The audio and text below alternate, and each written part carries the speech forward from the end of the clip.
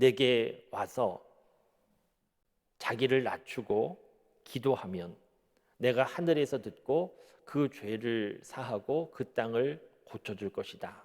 이런 약속의 말씀을 주셨는데, 그 앞에 어떤 상황 가운데 내 이름으로 일컫는 내 백성이 스스로 돌이키고 나를 찾고 기도해야 되는지, 그 상황도 기록이 되어 있는데, 하늘에서 비가 내리지 않거나 메뚜기가 땅의 소산물들을 다 먹어 없애버린다거나 전염병이 돈다든가 하는 일이 발생할 때 하나님께서 말씀해 주셨습니다.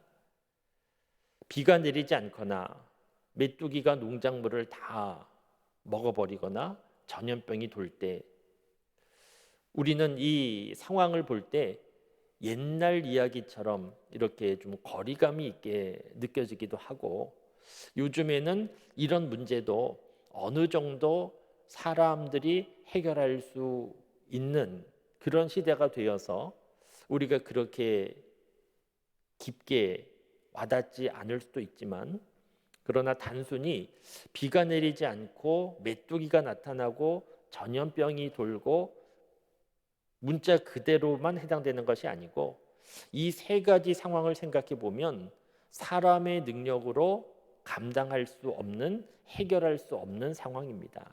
지금도 비가 내리지 않으면 방법이 없습니다.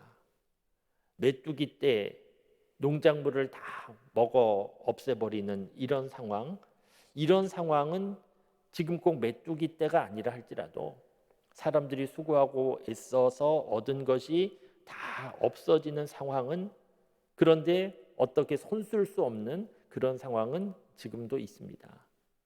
전염병, 우리가 최근까지도 지난 3년 동안 사람들은 속수무책이지 않았습니까? 이런 상황들은 사람의 손으로 해결할 수 없는 심각한 문제들인데, 그런데 중요한 것은 무엇인가 하면, 이런 문제가 발생하면 방법이 없구나, 이렇게 손 놓고 가만히 있지 말고 이런 문제가 발생할 때 14절 말씀을 기억해야 됩니다. 하나님이 주신 말씀이기 때문입니다. 이런 문제가 발생할 때 세 가지 단계가 있는데, 첫 번째는 스스로 자신을 돌아보아서 악한 길에서 떠나는 겁니다. 문제가 발생할 때 왜 이런 문제가, 어려움이 발생했는가 생각하고 무엇보다 자기 자신을 돌아보는 겁니다. 모든 이유가 나에게 있다 이렇게 말할 수는 없습니다. 그러나 삶의 어려움과 문제가 발생하면 자기 자신을 돌아보는 것이 기본입니다. 자기 자신을 돌아보면서 나에게 잘못된 일은 없었는가 하는 것을 돌아보고, 악한 길에서 내가 머물러 있진 않았는가 돌아보고, 그 자리에서 돌이켜서 떠나는 것이 첫 번째이고, 그런데 이 정도는 믿음이 없는 사람들도 할 수 있는 일입니다. 믿음이 없는 사람들도 문제가 발생하면 이유가 무엇일까 찾는 것이 일반적인데, 믿음을 가진 사람들은 여기에서만 끝나는 것이 아니고 그 다음 두 번째 단계가 있는데, 자기를 낮추고 기도하여 하나님을 찾는 것, 이것이 두 번째입니다. 하나님께서 말씀해 주신 방법입니다. 그러니까 비가 내리지 않고 메뚜기 떼가 나타나고 전염병이 생기고 사람의 힘으로 감당할 수 없는 문제 상황이 발생할 때 가만히 있지 말고 스스로 자기를 돌아보고, 돌아서야 될 자리에서는 돌아서고, 그 다음에 무엇보다 스스로 낮추고 하나님 앞에 기도하면, 기도하는 사람은 겸손한 사람이 기도할 수 있습니다. 하나님을 높이고 하나님을 찾는 사람이, 나는 할 수 없습니다, 나에게는 방법이 없습니다, 그런데 그 자리에서 절망하지 않고 하나님을 믿는 믿음의 사람, 겸손한 사람이 기도할 수 있는 것인데, 이렇게 하나님 앞에 기도하면, 그러면 세 번째 단계는 하나님이 하시는 것인데, 하나님께서 하늘에서 듣고 그 땅을 고쳐 주신다는 겁니다. 죄를 사하고 그 땅을 고쳐 주신다. 땅을 고쳐 주신다는 것은 문자 그대로 땅만 고쳐 주신다는 것이 아니고 모든 문제를 풀어 주신다는 말씀인데, 이 말씀을 누가 했는가 하면 하나님이 하신 겁니다. 하나님께서. 그렇기 때문에 이 말씀은 지금도 그대로 이루어지는 하나님의 약속의 말씀입니다. 삶을 살아가는 동안에 생각하지 못한 어려움과 문제가 있고 내가 감당할 수가 없어서 속수무책인 상황과 같은 일들이 있는데, 그런 일 만나도 너무 당황하거나 절망하지 말고 스스로 자신을 돌아보고 잘못된 자리에서 돌아서고 무엇보다 하나님을 찾고 기도하면 하나님께서 외면치 않으시고 들으시고 죄가 있다 할지라도 죄를 사하여 주시며 그 땅을 고쳐 주실 것이다. 이것이 하나님의 약속의 말씀이고 오늘도 그대로 이루어지는 말씀입니다. 그런데 하나님은 이 말씀만 주신 것이 아니고 이렇게 방법을 주셨는데, 은혜의 길을 열어주셨는데, 그럼에도 불구하고 하나님을 찾지 않고 오히려 이방 신들을 찾고 하나님을 떠나서 이방 신들에게 가면 어떻게 되는가 하면, 이 성전이 높은 건물이라 할지라도 많은 사람들이 이 성전을 보면서 지금은 감탄하고 기뻐하고 있지만 이 성전도 비웃음거리가 될 수밖에 없을 것이다. 그렇게 말씀하십니다. 그러니까 성전 건물의 능력이 있는 것이 아니라는 겁니다.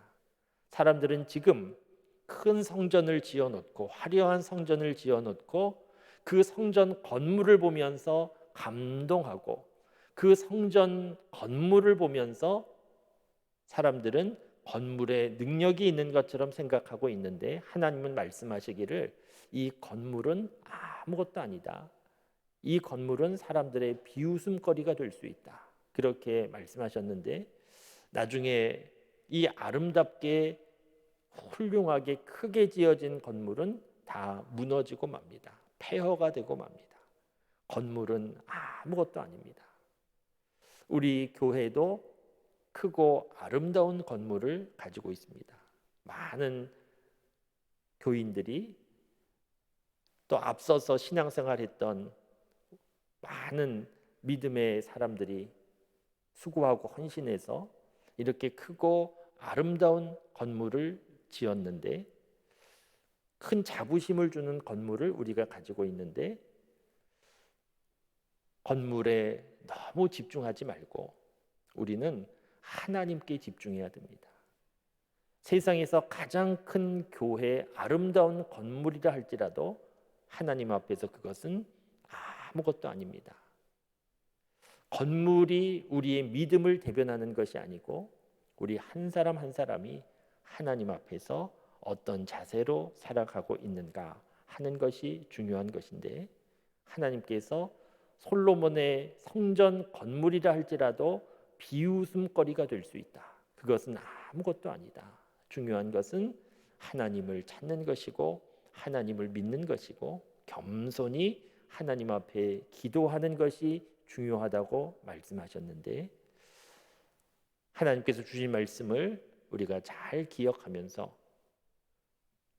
항상 하나님 앞에서 겸손하게 하나님을 찾고 믿고 기도하고 그 믿음으로 살아가는 삶을 살아서 어떤 문제와 어려움이 있다 할지라도 하나님께서 듣고 풀어주시는 그런 은혜를 경험하고 하나님의 능력을 경험하고 그 하나님의 능력과 은혜 가운데 기뻐하고 하나님의 은혜와 능력을 찬양하며 살아가는 우리 모두의 삶이 다 되실 수 있기를 주님의 이름으로 축원합니다.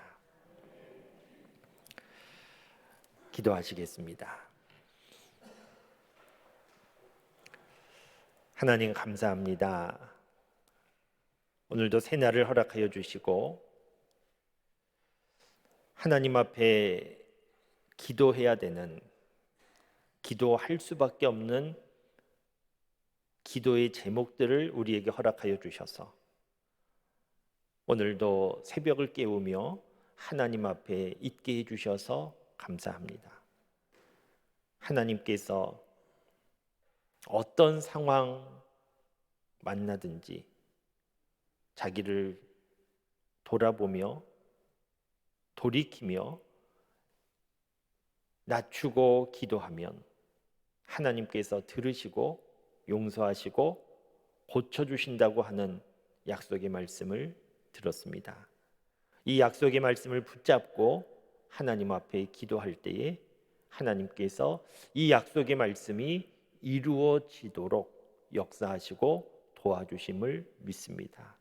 오늘도 새벽에 엎드린 주의 백성들을 기억하여 주시고 그 모든 기도의 제목, 삶의 형편을 아시는 주님께서 도움과 능력이 되어 주심을 믿습니다. 사람들의 손으로 만들어 놓은 것을 자랑하지 않고